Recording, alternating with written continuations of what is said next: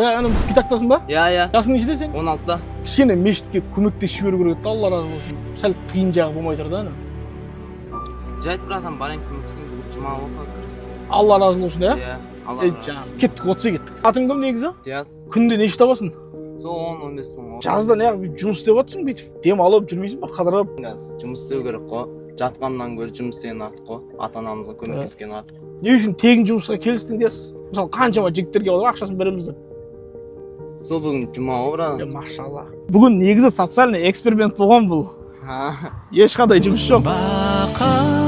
Көңілі ашық жігіт екен, құрметті достар. Любой іске Алла разы болсын барам деп тұр. Мико кафесін білесің ғой, қалада 13 филиал бар бізде. Бүгін сені қонақ қылайық дейсіз. Мына дастарханның барлығы саған дейсіз. Оң қол сынды ма? Не болды оған? Жұмыс істеп жүріп қой сол. Бізде сорпа безілмейді, және құрты бар сорпаға қосатын бар ғой. Жаңа мешітке кеттік деген кезде қандай ойда болдың негізі? Сәл ойланып қалдың өзің? Негізі ақшадан қысылып тұрам, сол ақша керек болды. Бірақ жұма екен, жұмада бүгін сауап істеп қалайын деп, иә? Постоянно жұмыс питакта ма?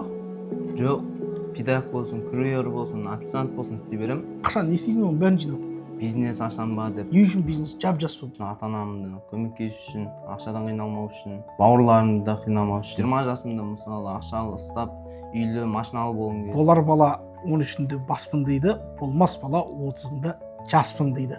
Міне дәл қазір 16 жаста бас болып отқан бауырларын, ата-анасын ойлап отқан осындай Диас секілді жігіттер өте көп болсын. Бұндай жігітті тәрбиелеген ата-анасына мың алғыс. Диас 20 мың теңге Мико кафенің атынан бүгін саған демалыс. Енді осы Мико кафесі орындай алатын қандай бір арманың бар өзіңнің? Арман демек қой, бір мақсатың бар. Телефон алғым келеді. Қазір қандай телефонмен жүрсің? Қазір X ұстап жүрмін. Неше жыл болды оған?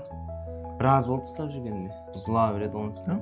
Диас бидик, егер осы видео 2 миллион просмотр жинаса, Мико кафесінің атынан саған су жаңа телефон сыйлаймыз.